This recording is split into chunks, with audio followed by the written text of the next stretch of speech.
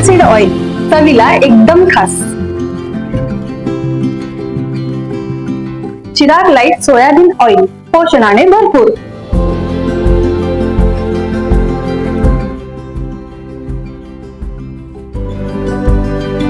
Chirag light तेल, खाओ बढ़िया खिलाओ बढ़िया.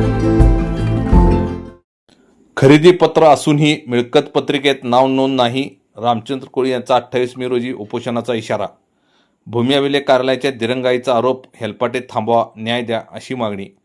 उमळवाड येथील रामचंद्र कृष्णा कोळी वय 75 यांनी त्यांच्या हद्दीतील नगर भूमापन क्रमांक 151 संदर्भातील खरेदी पत्रावरून मिळकत पत्रिकेमध्ये नाव नोंद करण्यासाठी गेल्या 2 वर्षापासून वारंवार पाठपुरावा करूनही भूमी अभिलेख कार्यालयाकडून दखल घेतली जात नसल्याचा आरोप केला आहे.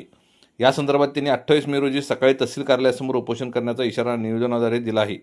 रामचंद्र कोळी यांनी 22 मे 2024 रोजी दस्त क्रमांक 3188 अन्वये संबंधित जागेची खरेदीपत्र केले आहे. मात्र कायदेशीर खरेदीपत्र असूनही मिळकत पत्रिकेत नाव नोंद करण्याची प्रक्रिया रखडल्याने त्यांना वारंवार भूमी अभिलेख कार्यालयात हेलपाटे मारावे लागत आहेत असल्याची त्यांनी निवेदनात म्हटले आहे. माझे वय 75 वर्ष असून मला BP व शुगरचा त्रास आहे. वारंवार कार्यालयीन फेऱ्या माराव्या लागत असल्याने मानसिक व शारीरिक त्रास सहन करावा लागत आहे. मला न्याय मिळावा आणि माझे हेलपाटे थांबावेत अशी मागणी त्यांनी केली आहे.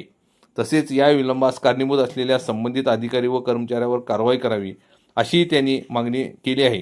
याबाबतचे निवेदन त्यांनी उपविभागीय अधिकारी भूमी अभिलेख शिरोळ यांना दिले असून त्यांच्या प्रती भूमी अभिलेख कार्यालय शिरोळ पोलीस ठाणे आणि तहसील कार्यालय यांनाही देण्यात आले आहेत.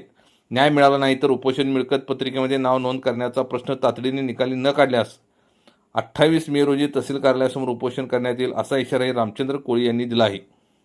3 टाइम्स न्यूज चॅनलला सबस्क्राईब करा, लाईक करा, बेल आयकॉनला क्लिक करा. ताज्या घडामोडीसाठी आमचा नंबर आपल्या ग्रुपमध्ये ऍड करा.